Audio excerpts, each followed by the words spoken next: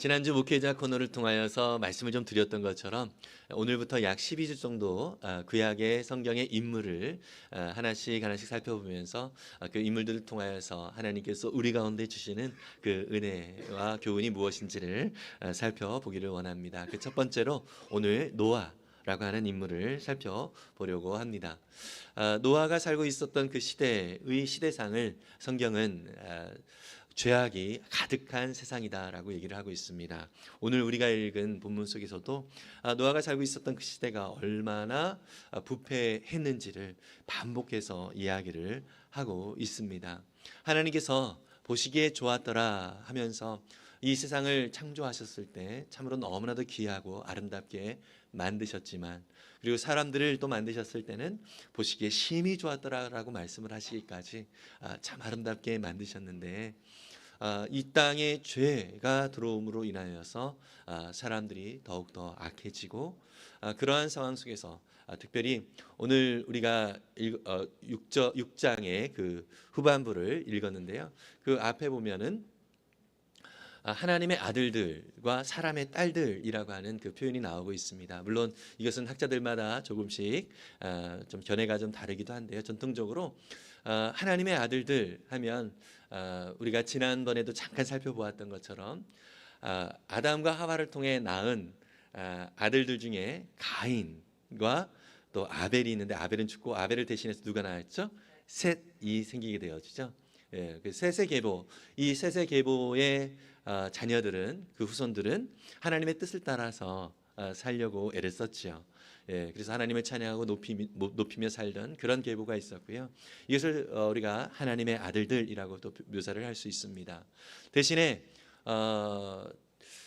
하나님의 뜻을 따라 살지 아니하고 이 가인의 후손들, 그 계보들은 자기 자신의 안전을 스스로가 지키면서 자기중심적으로 죄 가운데 살아가는 그러한 후손들이었습니다. 그들은 사람의 딸들이라고 또 표현을 할 수가 있습니다. 어쨌든 이 두 부류가 서로 이렇게 각각 또 죄악에 살고 있는 사람들, 또 하나님의 은혜를 따라 사는 사람들이 이렇게 있었는데, 이들이 어떻게 되냐면 서로 섞여 살게 되고요. 하나님의 아들들이 사람의 딸들의 아름다운 겉모습을 보고 그들과 함께 섞여서 사는데, 문제는 무엇입니까? 하나님의 뜻을 따라 살아가는 그 사람들이 안타깝게도 죄악 가운데 살아가는 사람들에게 동화가 되어집니다. 하나님의 은혜를 누린 자들이 정말로 그 은혜를 함께 나누며 죄악 가운데 있는 자들을 하나님의 은혜 속에서 이끌지 못하고 오히려 죄악 가운데 나아가는 그런 모습이 있는 것이죠. 우리의 인생도 마찬가지인 것 같습니다. 정말로 하나님의 은혜를 따라서 우리가 믿음으로 잘 살아갈 때, 우리 주변에 정말 죄악 가운데 살아가는 사람들이 있다면 우리를 통하여서 주님 앞으로 돌아오는 그런 은혜를 경험하기도 하지만, 우리가 하나님과 교제하지 못하고 또 하나님의 뜻대로 살지 못할 때 이 죄악 가운데 우리가 함께 거기에 나아가게 되어지면 언제 내가 하나님을 믿는 사람이었는가라고 하는 생각이 들 정도로 그들과 별반 다를 것 없이 살아가고 있는 우리의 모습을 또 살펴볼 수 있지요. 하나님은 이렇게 죄악 가운데 주를 경외하던 사람들까지도 그렇게 거하고 있는 이 모습을 보면서 너무 많이 안타까우시고 또 속상하셨습니다. 이것을 세번역 성경으로 우리가 읽지는 않았지만 5절부터 7절까지를 보면 이렇게 표현을 하고 있습니다. 창세기 6장 5절에서 7절인데요. 제가 읽겠습니다. 주님께서는 사람의 죄악이 세상에 가득 차고 마음에 생각하는 모든 계획이 언제나 악한 것뿐임을 보시고서, 이제 문화가 되어져 버린 것입니다. 사람들 앞에 이것이 완전히 그들의 죄 가운데만 살아갈 수밖에 없는 그런 존재, 소위 화석화가 되어버리는, 죄로 인하여서 그렇게 되어버리는 존재로서 살아가는 것이죠. 이런 것을 보시면서 6절에 보니까 땅 위에 사람 지으셨음을 후회하시며 마음 아파하셨다. 주님께서는 탄식하셨다. 내가 창조한 것이지만 사람을 이 땅 위에서 쓸어버리겠다. 사람뿐 아니라 짐승과 땅 위를 기어다니는 것과 공중의 새까지 그렇게 하겠다. 그것들을 만든 것이 후회되는구나. 사실 하나님이 쓸어버리시겠다 이런 표현을 썼지만 하나님의 이 마음은 어떤 마음이죠? 그들이 다시금 돌아왔으면 좋겠다. 너무 속상해서 이렇게 말씀을 하시는 것입니다. 참으로 이 오늘날 우리가 살아가고 있는 이 시대도 마찬가지라고 생각이 됩니다. 사람들은 끊임없이 어두운 죄악 가운데서 헤어나오지 못하고 또 그러한 삶이 정말로 행복한 삶인 것처럼 포장을 하면서 많은 심지어 믿음의 사람들까지 그런 삶으로 초대를 하고 있는 이 현실이 바로 오늘날 우리의 삶의 모습이지요. 이러한 세상 속에서 하나님 너무너무 안타까우셨지만 하나님께서 한 사람을 택하여 주십니다. 바로 그것이 노아이죠. 그 사람이 바로 노아입니다. 오늘 우리가 읽은 본문 속에 보니까 9절에 이렇게 얘기를 하고 있는데요. 이 노아는요, 하나님의 은혜를 입어서 하나님의 은혜를 따라서 믿음으로 또 살아가는 그런 노아인데요. 이 노아의 어떤 삶의 모습을 보면서 우리가 좀 하나님께서 우리 가운데 우리를 사용하시고 또 우리를 통해서 일하시기를 원하시는 그 하나님의 마음이 무엇인지를 알고 또 노아와 같이 또 우리 역시 또 하나님께서 이 어두운 시대에 하나님의 사람으로 불러 주셨음을 기억하고 그 은혜를 따라 살아가는 저와 여러분들이 될 수 있기를 소망합니다.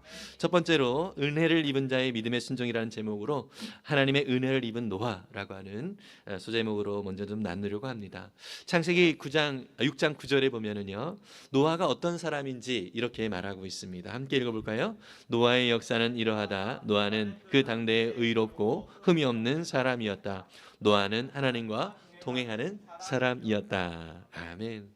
노아는 그 시대에 정말로 의롭고 흠이 없는 사람이다라고 평가가 되고 있습니다.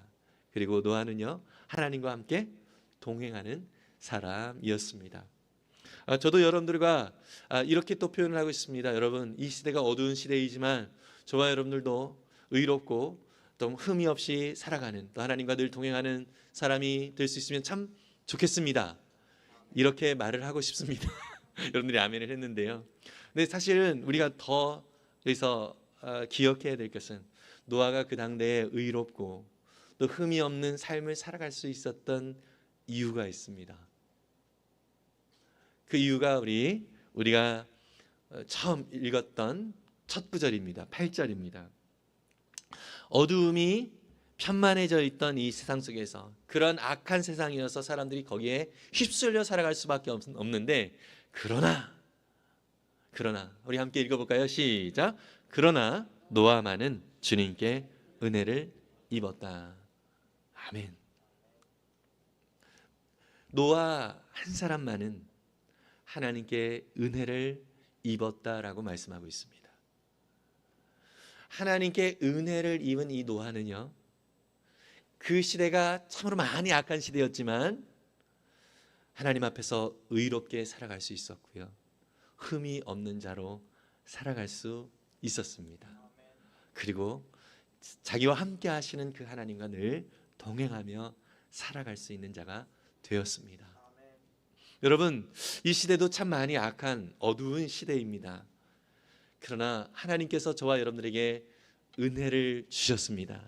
믿으십니까? 아멘. 예배하는 사람보다 예배하지 않는 사람들이 더욱더 많은 이 시대에 하나님은 저와 여러분들을 예배하는 자로 세워주셨습니다. 여러분, 우리가 이 예배하고 싶은 이 마음을 갖게 되는 것도 하나님께서 은혜를 주셨기 때문에 가능한 것인 줄 믿습니다. 그래서 우리가 신앙생활을 하면서 자랑할 수 있는 것이 아무것도 없는 것입니다. 하나님을 위하여 무엇인가를 헌신하면서도 정말 누구보다도 흠없고 깨끗하게 살아가는 어떤 삶을 살면서도 우리가 자랑할 수 없는 것은 왜 그럴까요? 이렇게 살 수 있도록 하신 분이 우리 하나님이시기 때문입니다. 여러분, 저와 여러분들은 이러한 은혜를 하나님 앞에 입은 자임을 늘 잊지 않기를 바랍니다. 그렇게 하나님 앞에 은혜를 입은 자가 이 땅 가운데서 의롭게 살아갈 수 있고요, 흠이 없는 자로 살아갈 수 있는 것입니다. 이것은 반대로 어떻게 생각을 할 수 있냐면, 나는 이렇게 의롭다, 나는 이렇게 흠이 없다라고 스스로를 자랑하고 있다라고 한다면 나는 이렇게 하나님을 위하여 참으로 애쓰고 있다라고 자랑하고 있는 사람이 있다면 그 사람은 정말 하나님의 은혜가 무엇인지를 잘 모르고 있는 것이겠죠. 물론 교회의 리더로서 또 어떤 공동체의 리더로서 바울과 같이 당신들은 좀 나를 본받았으면 좋겠습니다라고 이야기할 수 있습니다. 그것은 교만함이 아니라 정말 내가 경험했던 그 하나님 아버지의 그 놀라운 은혜를 여러분들도 함께 경험했으면 좋겠습니다라는 간절한 마음에서 그렇게 얘기를 하는 것이지 자기를 자랑하려고 하는 것이 아니라는 것이죠. 여러분, 우리가 하나님의 뜻을 따라 살고 싶은 마음, 하나님 앞에 예배하고자 하는 이 마음이 생긴 것은 절대로 우리 인간이라고 하는 이 존재에게서 스스로 나올 수 있는 마음이 아닌 거예요. 하나님께서 은혜를 주셨기 때문에 그 마음이 우리 가운데 생기는 것이고요. 또 그 하나님 앞에 나와 하나님을 높이고 또 하나님을 찬양하는 자로 우리가 설 수 있게 되는 것입니다. 전에는 우리는 죄만 선택할 수밖에 없는 존재였습니다. 근데 하나님께서 우리 가운데 은혜를 주셔서 이제는 어떻게 되죠? 하나님께 속한 의로운 삶도 택할 수 있는 그런 존재가 되었습니다. 매번 의롭게만 살아간다는 존재가 아니라 전에는 죄와 악으로만 살아갈 수밖에 없었던 우리였지만 이제는 하나님의 은혜를 따라서 죄와 악으로 가득 찬 이 세상 속에서 하나님의 뜻을 따라 하나님이 기뻐하시는 것이 무엇인지를 분별하여 하나님 기뻐하시는 선을 따라 살아갈 수 있는 에너지가 저와 여러분 가운데 생겼다는 것, 이것이 정말로 큰 은혜를 입은 증거임을 믿습니다. 여러분, 그래서 그렇게 늘 살아갈 수 있기 위해서는 우리 역시 겸손하게 하나님 앞에 엎드려 하나님과 늘 동행해야 될 줄 믿습니다. 그럴 때 하나님께서 허락하여 주신 이 은혜를 입은 자의 삶을 저와 여러분들이 살아낼 수 있는 것입니다. 하나님께서 은혜를 베푸셨기에 이 노아가 하나님을 찾게 되었고요. 하나님께서 은혜를 주셨기에 이 노아가 또 하나님 앞에서 믿음으로 살아갈 수 있게 된 것입니다. 그래서 이렇게 하나님의 은혜를 입은 자, 당대에 의롭고 흠이 없는 자다라고 평가를 받고 있는 이 노아는 어떠한 삶을 살았습니까? 두 번째로 믿음으로 순종한 노아에 대해서 좀 살펴보려고 합니다. 이 노아는요, 하나님께서 말씀하시는 그 말씀을 그대로 준행하면서 살게 되었습니다. 다시 말해서 하나님이 말씀하신 거라면 순종하는 자로 나아갈 수 있게 되었다는 것입니다.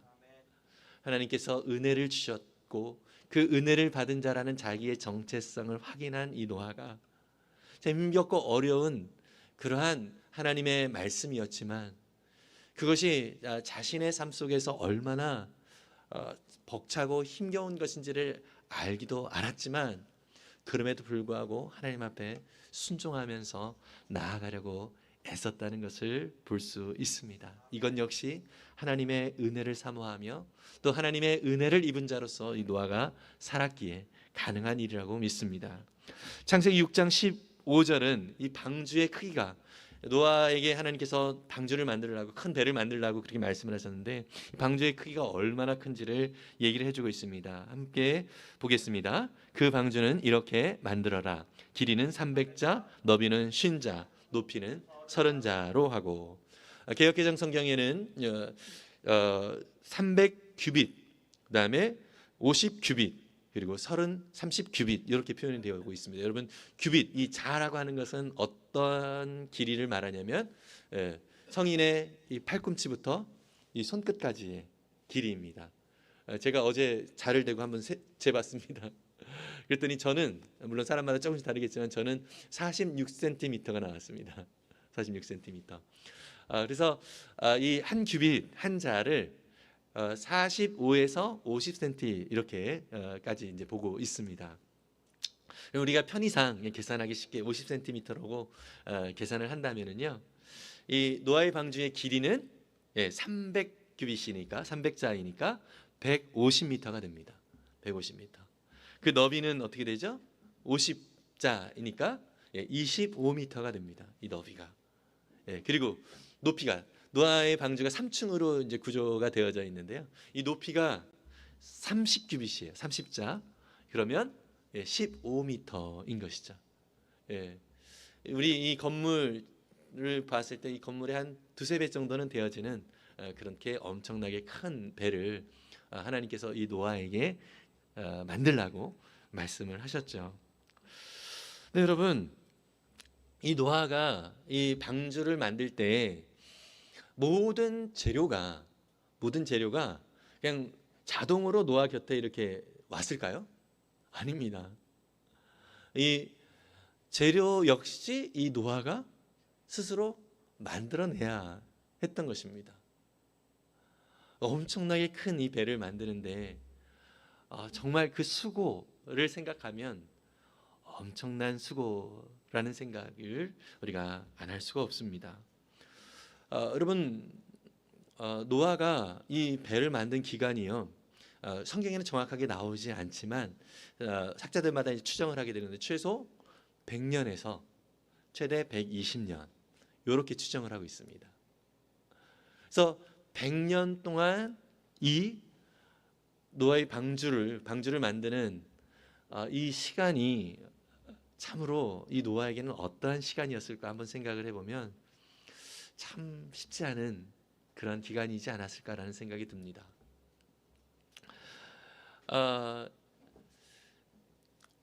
사람들은 어쩌면 이 노아를 참 바보 같은 사람이라고, 멍청이라고 그렇게 조롱을 할 수도 있습니다. 노아가 배를 지었을 때 그냥 이렇게 바다 옆에다 지은 것이 아니라 산에 지었잖아요. 산 위에. 그러니까 사람들에게 많은 또 오해를 또 받을 수도 있었을 것입니다. 더군다나 그것을 만드는 기간이 얼마라고요?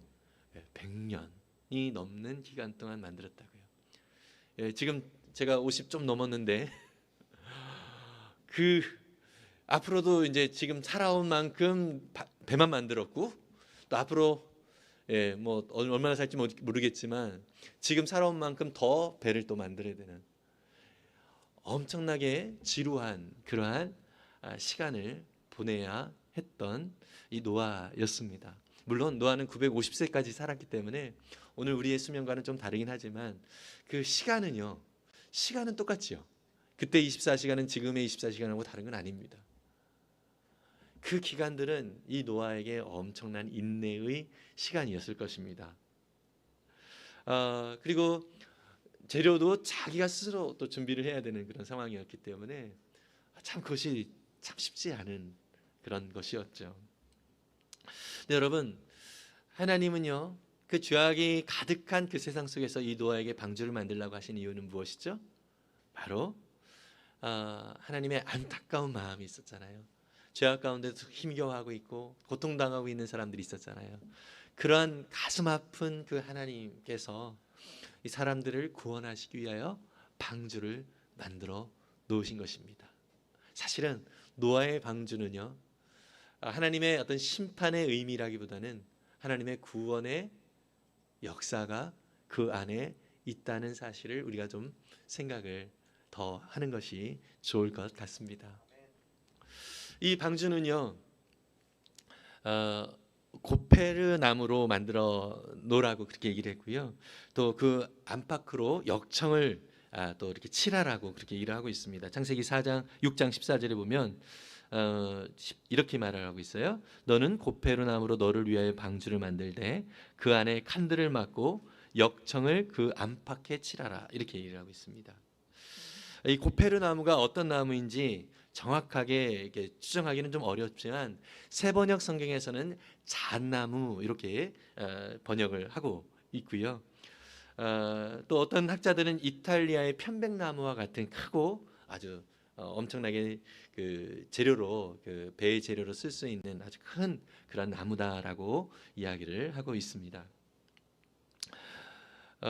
그리고 이것을 그냥 직접 베고 또 직접 또 재료를 만들고 이렇게 하다 보니까 150m니까요. 엄청나잖아요. 그러니까 이 노아가 그냥 나무만 끼워 맞춘 것이 아니라 어떤 학자는 합판처럼 또 이렇게 압축해서 또 만드는 뭐 그런 능력을 또 가지고 있지 않았을까? 뭐 이렇게 또 얘기를 하기도 합니다. 그리고 이 만든 배를 안팎으로 뭘 칠하라? 역청을 칠하라라고 얘기를 하고 있습니다. 역청. 역청은 마치 이제 우리 소나무의 송진과 같이 나무에서 나오는 이제 수액과 같은 것인데 당시에 그 방수제로 그렇게 사용을 했다고 합니다. 근데 여러분 이것도 마찬가지죠. 이 역청은 누가 구했죠? 노아가 구했어요. 노아가 구했어요. 노아가 이 역청을 구할 때 그냥 나무들마다 찾아가면서 그렇게 힘겹게 이 역청을 구하면서 그것을 그렇게 큰 규모의 그 배의 안팎으로 이렇게 칠해야만 했던 그런 상황인 것입니다. 참 노아의 입장을 한번 생각을 해봅시다. 하나님은 도대체 왜 나한테 이렇게 힘든 일을 시킬까라는 생각이 들지 않았을까요? 저는 만약에 제가 노아였다면 그 당시에 와 즐겁게 이것을 만들어야지, 사람들을 구원하는 어떤 방주이니까 만들어야지 이러면서 늘 즐겁지만은 않았을 것 같아요. 참으로 지친다, 힘들다, 이런 생각도 이 노아에게 들지 않았을까? 그런 생각이 들기도 합니다. 네, 하나님은 노아에게 그렇게 힘겨운 일을 시키셨습니다. 근데 하나님도 시키시면서 참 미안한 마음이 없잖아 좀 있지 않았을까라는 생각이 좀 들고요. 그러면서도 더불어서 이 노아가 만드는 이 방주를 통하여서 구원할 그 하나님의 또 구원의 역사를 이루어갈 그 사람들에 대한 어떤 기대도 하나님이 또 갖고 계시지 않았을까라는 생각이 좀 듭니다. 근데 여기서 한 가지 드는 질문은요. 하나님이 사실 이 노아의 방주처럼 큰 배를 직접 만드셔서 뚝 떨어지게 하셔도 하실 수 있는 분이시다는 생각이 좀 들거든요. 그런데 그렇게 안 하셨어요. 노아에게 이 방주를 만들라고 명하셨습니다. 그것은 저는 하나님께서 하나님의 그 사역을 또 하나님의 일하심을 우리에게 시키심으로 인하여서 우리로 그 기쁨에 또 하나님의 일하심에 함께 동참을 하도록 하시기 위함이라는 생각이 좀 듭니다. 그리고 그 과정을 통하여서 이 노아가 당대에 의롭고 또 흠이 없는 자였지만 또 하나님이 어떠한 분이신지를 하나님과 동행하면서 계속 이 만드는 과정 속에서 이 노아 역시 하나님의 은혜 속에서 성장하는 그러한 기회가 되어지지 않았는가라는 생각이 좀 듭니다. 근데 이 노아의 방주는 오늘날 우리 시대 속에서 무엇과 이렇게 좀 비유를 할 수 있겠죠? 네, 맞습니다. 네, 교회인 것이죠. 어두운 세상이지만 이 어두운 세상에서 유일하게 구원을 얻을 수 있는 그러한 공동체, 그게 바로 교회인 것이죠. 이 방주의 재료가 아까 보니까 고페르 나무라고 얘기를 하고 있습니다. 이 고페르라고 하는 이 나무의 이 음가가 상당히 좀 신기한 것이요. 그 뒤에 보면은 바로 이 고페르 나무로 이 방주를 만들고 안팎으로 역청을 칠하라 그랬는데 이 역청이라고 하는 이 단어가요 히브리어로 코페르입니다. 고페르, 코페르 비슷하죠. 그리고 그것을 칠하라라고 명령을 했는데 이 명령어 칠하라라는 이 명령어 단어가 카파르입니다. 카파르. 여러분 히브리어는 사실은 좀 그 자음으로만 구성이 되어져 있어요. 예, 조금 여러분들이 좀 이해가 좀 하기 어려울 텐데 그러니까 말하자면 이니셜이 똑같아요. 이니셜이 다 똑같아요. 그러니까 단어가 똑같은 단어예요. 근데 코페르라고 하는 단어는요, 역청 이 뜻을 가지고 있는 단어는 속전이라고 하는 의미를 가지고 있어요. 이것은 어떤 의미입니까? 생명을 대신해서 치르는 돈. 이게 바로 속전이거든요. 그래서 예수님이 우리의 속전으로 그 십자가에서 피를 흘리심으로써 우리가 그 값으로 그 예수님이 치르신 그 값으로 우리가 구원의 은혜를 누렸잖아요. 그런 것 같이 이 코페르라고 한다는 이 속전이라는 의미를 가지고 있고요. 그리고 칠하라라고 하는 이 카파르라고 하는 이 단어는요, 속죄하라라고 하는, 속죄하다라고 하는 이런 의미를 가지고 있어요. 그래서 속전으로 속죄하다. 누가 떠오릅니까? 예수님이 떠오르죠. 예수님이. 여러분, 그냥 재료로 이렇게 만드는 것으로 끝나는 것이 아니라 그 안팎에 예수 그리스도의 보혈이 우리 열린우리교회 가운데 뿌려질 때, 덮여질 때, 우리 열린우리교회는 하나님의 구원의 방주로서의 역할을 감당할 수 있음을 믿습니다. 또 이것은 또 우리 교회뿐만 아니라 또 우리 목장이 되어줄 수 있고요, 또 우리 가정이 되어줄 수 있습니다. 예수 그리스도의 그 보혈의 피가 안팎으로 칠해질 때 우리 안에 참된 구원의 놀라운 은혜와 또 영광을 맛볼 수 있게 되는 것입니다. 여러분, 이 일을 위하여서 하나님께서 저와 여러분들을 하나님의 그 거룩한 자녀로 삼아 주셨고요, 또 의로운 자로 하나님께서 우리를 만들어 주셨고요, 그리고 하나님께서 우리 가운데 노아와 같이 사명을 주셔서 이 구원의 방주를 만들도록 때로는 힘겹고 어렵고 또 이 과정이 우리 가운데 부담이 되어지기도 하지만 그 역할을 맡겨 주셨음을 믿으시길 바랍니다. 그리고 그것을 또 노아와 같이 순종함으로 감당할 때 하나님께서 계획하시고 뜻하셨던 그 구원의 놀라운 역사 속에 저와 여러분들이 함께 영광을 맛보는 그런 날이 우리 가운데 예비되어져 있음을 믿으시기를 바랍니다. 이 노아가 끝까지 이렇게 그것을 감당할 수 있었던 것은 이 노아는요, 계속해서 하나님께서 하신 그 약속의 말씀을 신뢰하면서 나아갔기 때문이라고 믿습니다. 세 번째로 하나님의 약속을 신뢰한 노아입니다. 여러분, 하나님은요, 저와 여러분들에게도 약속을 해주셨습니다. 믿으십니까? 여러분, 성경을 읽으면 어떤 느낌이 좀 듭니까? 하나님의 구약, 신약 하면서 이 하나님의 약속, 옛 약속, 또 새로운 약속, 그 약속으로 주어진 이 성경을 볼 때 여러분들은 어떠한 느낌이 듭니까? 저는 계속 하나님의 말씀을, 이 성경 통독을 통하여서 또 말씀을 연구하면서 말씀을 볼 때마다 참 위로가 되고 또 감사한 마음이 많이 이렇게 듭니다. 여러분들도 마찬가지지만 저 역시도 이 삶의 이 순간순간들이 참 힘겹고 어렵게 느껴지는 때가 있어요.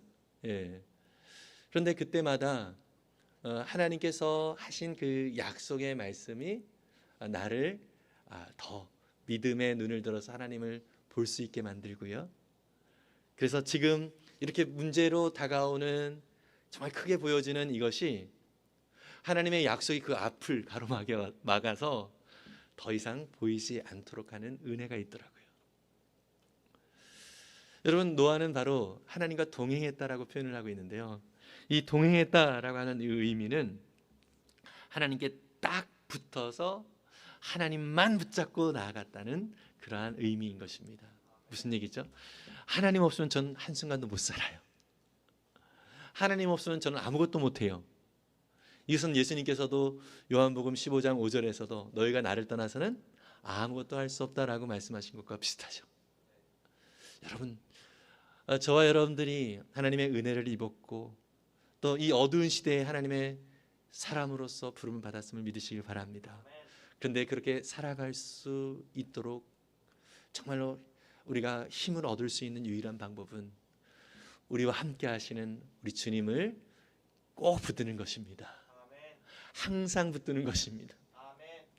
매 순간 정말 주님과 함께 교제하며 나아가는 저와 여러분들이 되어질 때에 우리는 이 죄의 영향 아래 어쩔 수 없이 넘어질 수밖에 없는 존재들이지만 우리 주님께 꼭 붙어 있을 때, 주님을 꼭 붙잡고 살아갈 때 우리 가운데에서 이 죄를 이길 수 있는 힘이 있을 뿐만 아니라 우리를 통하여서 많은 이들이 하나님의 영광을 맛보며 구원의 은혜를 누릴 수 있는 귀한 복의 통로로서 우리가 사용되어질 수 있음을 믿습니다. 여러분, 특별히 우리가 야곱의 일생을 통하여서요, 야곱도 상당히 좀 두려움과 또 죽음의 위협 속에 있었지요. 그때 이 야곱이 베델이라고 하는 곳에서 하나님의 정말 사다리를 이렇게 보면서 또 하나님께서 그에게 또 약속을 또 해주시는 것을 보게 됩니다. 창세기 28장 15절의 말씀인데요, 이것을 한번 같이 읽어보겠습니다. 시작. 내가 너와 함께 있어서 내가 어디로 가든지 너를 지켜주며 내가 너를 다시 이 땅으로 데려오겠다. 내가 너에게 약속한 것을 다 이루기까지 내가 너를 떠나지 않겠다. 아멘. 여러분, 사실 우리가 성경을 하나님의 약속이라고 방금 말씀을 드렸는데요, 이것은 야곱에게 하신 말씀입니다. 그러나 이 야곱에게 하신 말씀이 오늘 저와 여러분들에게도 동일하게 말씀하시는 하나님이심을 믿으시기 바랍니다. 여기에서 우리 한번 다시 띄워줘 볼까요? 예. 이 말씀에 내가 너와 함께 있어 할 때 여기서 너라고 하는 표현, 여기서 나는 하나님이니까 너는 우리예요, 그죠? 여기서 좀 한번 천천히 한번 읽어보시겠어요? 너라고 하는 이 표현을 자기 이름을 한번 좀 넣어서 다시 좀 한번 천천히 좀 읽어보겠습니다. 함께 다시 읽겠습니다. 내가 태희와 함께 있어서 태희가 어디로 가든지 태희를 지켜주며 내가 태희를 다시 이 땅으로 데려오겠다. 내가 태희에게 약속한 것을 다 이루기까지 내가 태희를 떠나지 않겠다. 여러분 각자 이름을 여기에 약속의 말씀으로 넣어서 정말 이것이 정말 나를 위한 하나님의 말씀임을 믿으시기를 바랍니다. 하나님은 절대로 우리를 떠나지 않겠다라고 말씀하십니다. 문제는 우리가 그 하나님을 외면하지만 않으면 되는 거예요. 우리가 그 하나님을 무시하지만 않으면 되는 것입니다. 하나님을 무시할 때 우리는 그냥 그 순간부터 죄 가운데 거할 수밖에 없어요. 제가 지난 주간에 중앙대 기도학생연합회에 우리 2월 수련회 기간 동안 이성교제 특강을 했습니다. 이성교제 특강을 했는데 이성교제 특강을 하면서 가장 우리 커플들이 정말 또 관계 속에서 힘겹고 어려움을 겪는 부분들, 물론 이제 뭐 대화가 안 통하거나 이런 것도 있지만 가장 힘겨운 것들이 뭐냐면 이 성적인 부분입니다. 그래가지고 거기에 대한 그 원칙을 좀 정해줬어요. 뭐냐면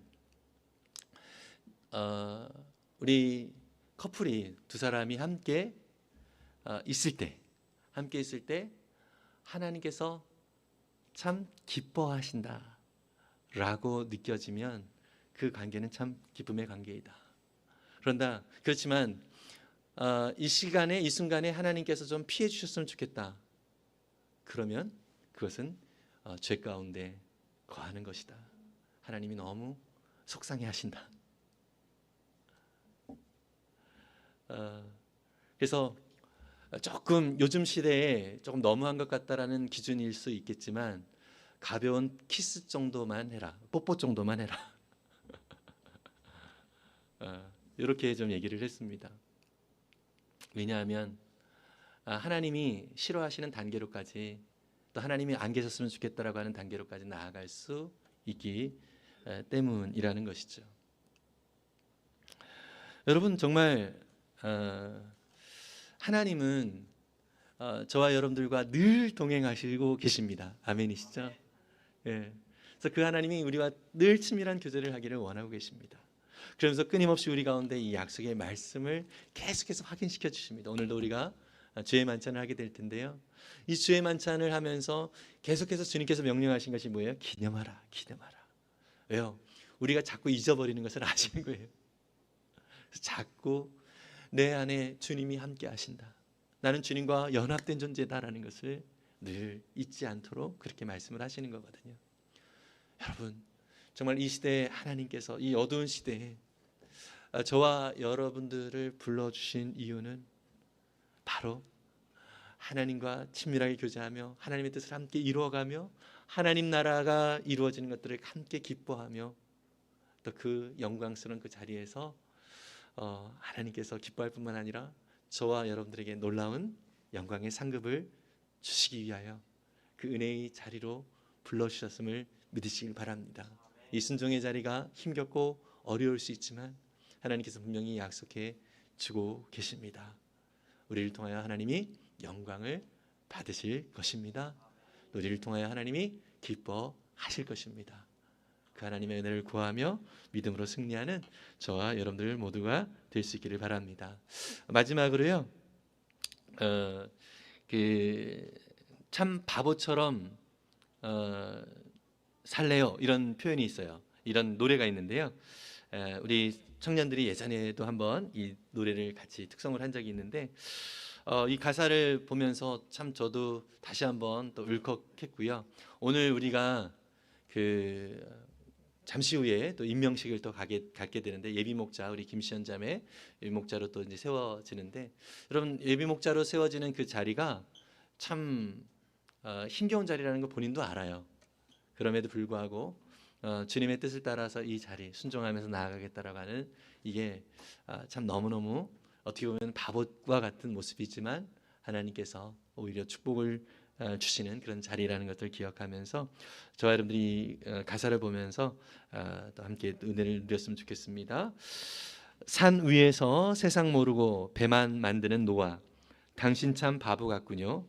당신 정말 바보 같군요. 왜 맑은 날 배를 만드나요? 왜 하필 높은 산 위에? 당신 참 바보 같군요. 당신 정말 바보 같군요. 눈부신 해가 하늘 높이 뜨면 비의 약속 잊을만 한데, 날마다 듣는 조롱에 그 외로운 길 포기할 만한데, 당신 어찌 그리 묵묵히 그 길을 가나요? 당신은 어쩜 그리 그 자리를 지켜냈나요? 당신은 어쩜 그리 묵묵히 그 길을 가나요? 당신은 어쩜 그리 그 자리를 지켜냈나요? 당신 참 바보 같군요. 당신 정말 바보 같군요. 당신 참 바보 같군요. 나도 바보처럼 살래요.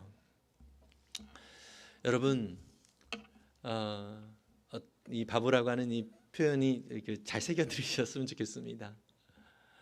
세상에서는 바보처럼 보여질지 모르겠지만 하나님은 정말로 이 노아의 모습과 같이 믿음으로 순종하며 살아가는 하나님의 그 사람들을 바라보면서 기뻐하고 또 너무너무 정말 행복해 하시는 그런 하나님의 그 모습을 또 우리가 기억하면서 또 그 자리에 기쁨과 감사함으로 또 거하고 또 주님 만날 그날에 정말 감격의 은혜를 함께 나눌 수 있는 저와 여러분들 되시기를 간절히 소망합니다. 이 시간 함께 은혜로다라고 하는 찬양 같이 찬양하면서 기도하는 시간 갖겠습니다. 정말로 주님의 은혜가 우리 가운데 있기에 또 이 은혜를 주신 이유는 또 주님의 기뻐하시는 뜻을 따라 정말 이 시대 속에서 완전하고 또 의로운 자로 또 살아갈 수 있도록 또 순종하는 자로 살아갈 수 있도록 우리 부르셨음을 기억하면서 우리 함께 같이 찬양하고 잠시 기도하겠습니다.